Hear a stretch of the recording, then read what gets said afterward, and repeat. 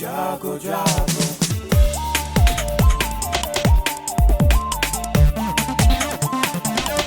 Radio जागो जागो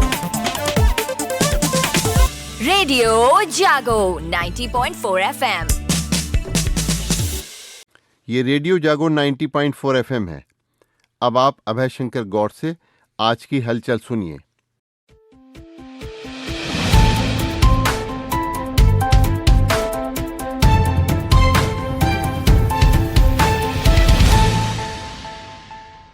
राजस्थान, छत्तीसगढ़, तेलंगाना व मध्य प्रदेश में विधानसभा चुनाव के नतीजे आने के बाद सरकार गठन की तैयारियां तेज हो गई हैं।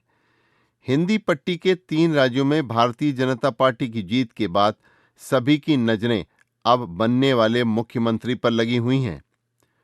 मुख्यमंत्री पद का उम्मीदवार घोषित करने के बजाय इस बार भारतीय जनता पार्टी ने और प्रधानमंत्री नरेंद्र मोदी और कमल के निशान पर चुनाव लड़ा था।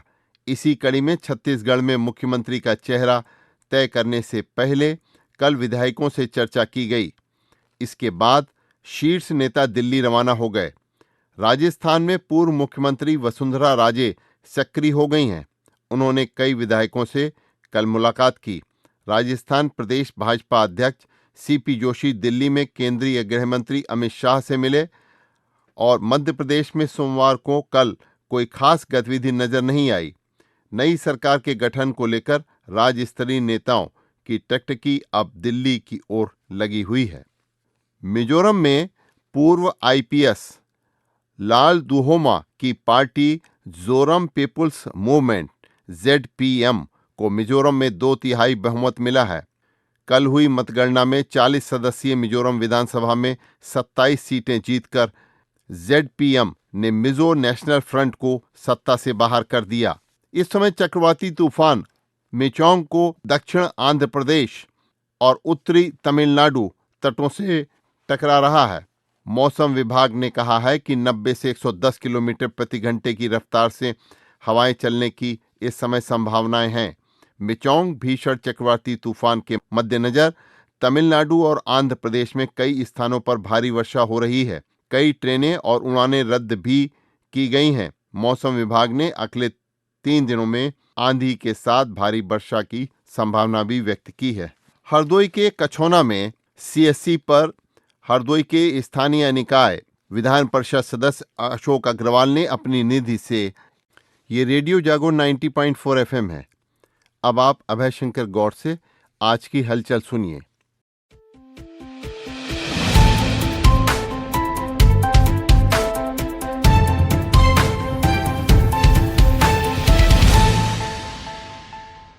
राजस्थान, छत्तीसगढ़, तेलंगाना व मध्य प्रदेश में विधानसभा चुनाव के नतीजे आने के बाद सरकार गठन की तैयारियां तेज हो गई हैं।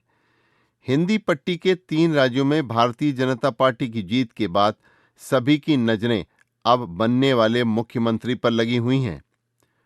मुख्यमंत्री पद का उम्मीदवार घोषित करने के बजाय इस बार भारतीय जनता पार्टी ने और प्रधानमंत्री नरेंद्र मोदी और कमल के निशान पर चुनाव लड़ा था। इसी कड़ी में छत्तीसगढ़ में मुख्यमंत्री का चेहरा तय करने से पहले कल विधायकों से चर्चा की गई।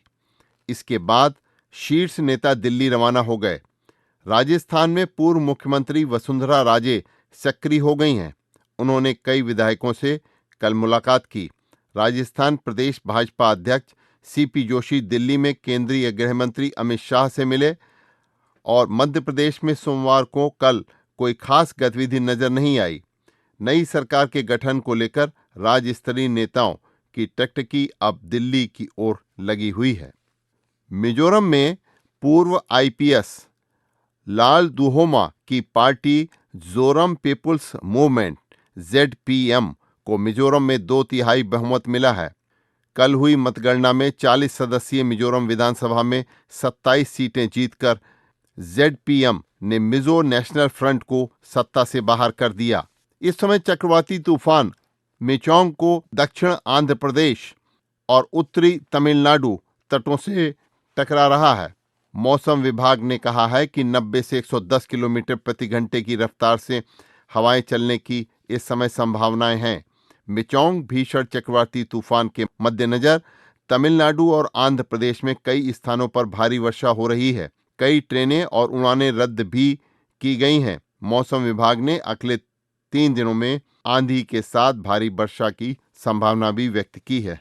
हरदोई के कछौना में सीएससी पर हरदोई के स्थानीय निकाय विधान परिषद सदस्य अशोक अग्रवाल ने अपनी निधि से एक हेल्थ एटीएम की स्थापना की है।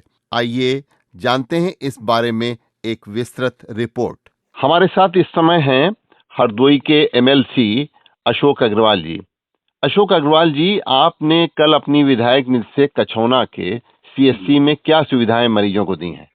एक हेल्थ एटीएम की स्थापना की गई है जिसमें कि करीब 10 लाख रुपए का खर्चा आया है जी। वो मैंने अपनी विधायक निधि से दिया है। इससे क्षेत्र में लोगों को 154 जांचें फ्री होने की जो है मिलेगी, सुविधाएं मिलेंगी।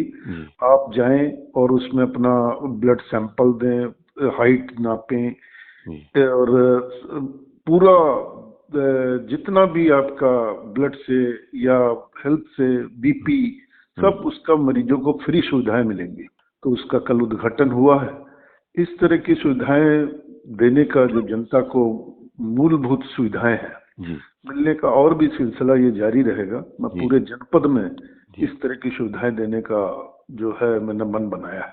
आपने इसके अलावा हरदोई के मरीजों के लिए और क्या क्या काम किए? जैसे कि कुछ गंभीर बीमारी से ग्रसित हैं, उनको मैंने मुख्यमंत्री जी के विवेकाधीन कोष से कई लोगों को अच्छे पैसे दिलवाए हैं और जिससे उनका इलाज भी हुआ है और वो लोग सही भी हुए हैं।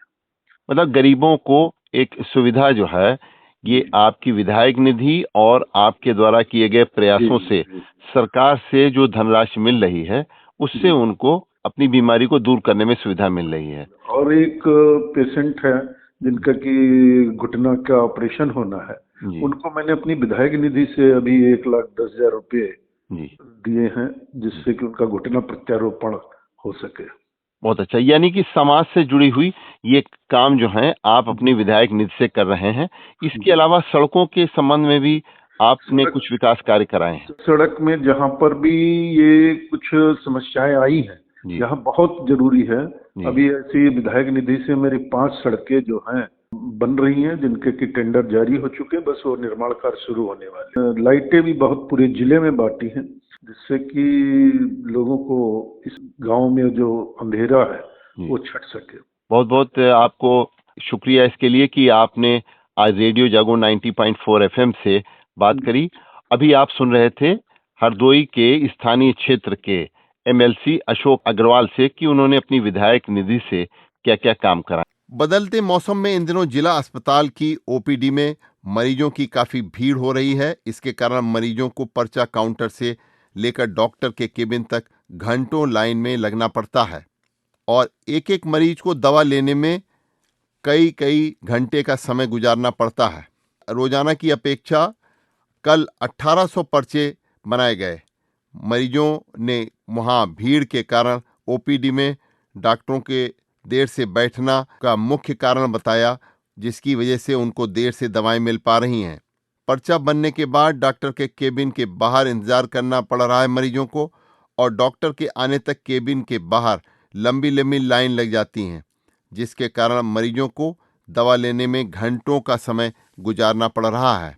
विकास कार्यों में फिसड्डी और बैठकों में गैरहाजिर रहने पर 41 ग्राम विकास अधिकारियों वीडीओ को कारण बताओ नोटिस जारी किए गए हैं। जिला विकास अधिकारी ने खंड विकास अधिकारियों के माध्यम से 15 दिन में जवाब तलब किया है और यह चेतावनी दी गई है कि जवाब संतोषजनक प्राप्त न होने पर विभागीय कार्यवाही भी की जाएगी। हरदोई के परिषदीय विद्यालयों में नामांकन कराने के लिए स्कूल चलो अभियान चलाया जा रहा है। विद्यालयों में विद्यार्थियों की हाजिरी ज्यादा से ज्यादा रहे, इसके लिए भी कई योजनाएं चलाई जा रही हैं, मगर इसके बावजूद विद्यालयों में उपस्थिति कम होती नजर आ रही है। हरदोई जिले में 3,446 परिषदीय विद्यालय संचालित हैं और इन विद्यालयों में लगभग 4,44,207 विद्यार्थी पंजीकृत हैं। विद्यालय में बच्चों की नियमित उपस्थिति सुनिश्चित करने के लिए कई निर्देश भी दिए गए हैं। इसके लिए शिक्षकों को अभिभावकों के साथ संपर्क करने के लिए भी कहा गया है। इसके अलावा परिषदीय विद्यालय में पढ़ने वाले बच्चों को विभिन्न योजनाओं का लाभ भी दिया जा रहा है, जिसमें दोपहर का भोजन, यूनिफॉर्म, किताबें, स्कूल बैग, स्वेटर, जूता मोजा उपलब्ध कराए जा रहे हैं। विद्यालयों में आधुनिक तकनीक से शिक्षा प्रदान करने के लिए भी विभिन्न संसाधन उपलब्ध कराए गए हैं, लेकिन फिर भी बच्चों की उपस्थिति बढ़ती नजर नहीं आ रही है। हरदोई में खाद्य सुरक्षा विभाग की जिला स्तरीय कमेटी की कलेक्ट्रेट सभागार में कल बैठक में जिलाधिकारी मंगला प्रसाद सिंह ने कैंप लगाकर लोगों को खाद्य सुरक्षा के प्रति जागरूक करने के निर्देश दिए। जिलाधिकारी ने कहा है कि बिना लाइसेंस संचालित होने वाली खाद्य पदार्थों की दुकानों के विरुद्ध खाद्य एवं सुरक्षा मानक अधिनियम 2006 के अंतर्गत कार्रवाई की जानी चाहिए।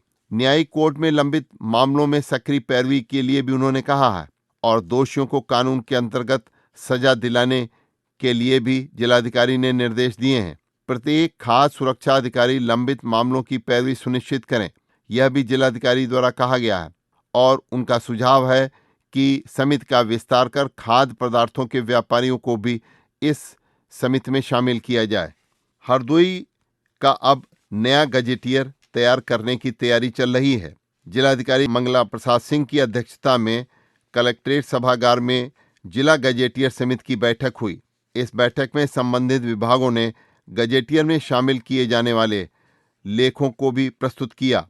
हरदोई जिले के स्वयंसेवियों एवं इतिहास के जानकार लोगों को भी इसमें शामिल करने के लिए जिलाधिकारी द्वारा सुझाव दिया गया है। हरदोई के संडीला में नकली दूध बनाने वाली डेयरी का लाइसेंस निलंबित कर दिया गया है।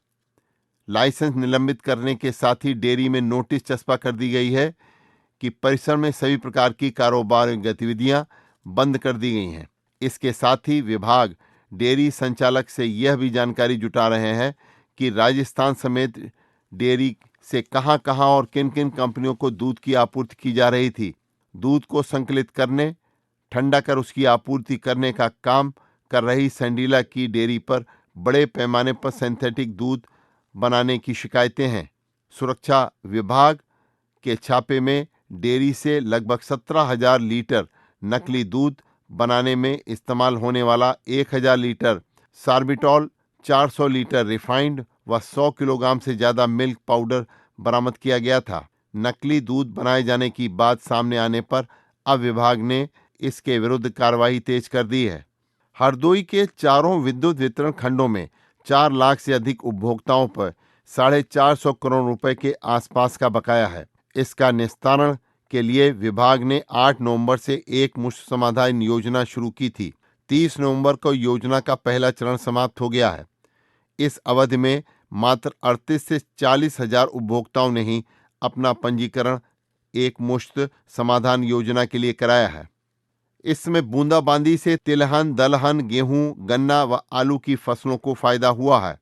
अचानक मौसम में बदलाव से यद्यपि सर्दी बढ़ी है, लेकिन गेहूं की बुआई अभी हाल में हुई है और बूंदाबांदी से फसलों को कोई नुकसान नहीं हुआ है। यह फसलों के लिए फायदेमंद साबित हुई है। जिन किसानों ने अभी तक गेहूं की बुआई नहीं की है, उनको बुआई कुछ प्रभावित हो सकती है।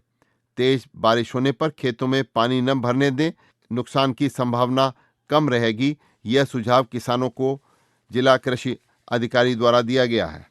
विकसित भारत संकल्प यात्रा को सफल बनाने के लिए भारतीय जनता पार्टी की उच्च शिक्षा राज्य मंत्री रजनी तिवारी ने कहा है कि भारतीय जनता पार्टी ने सेवा और सुशासन की राजनीति का नया मॉडल तैयार किया है, जिसके मूल में देश और देशवासी हैं। उन्होंने कहा कि महिलाओं की आधी आबादी के सम्मान को स्थापित करने का काम अगर किसी ने किया है तो वह देश के प्रधानमंत्री नरेंद्र मोदी ने किया है।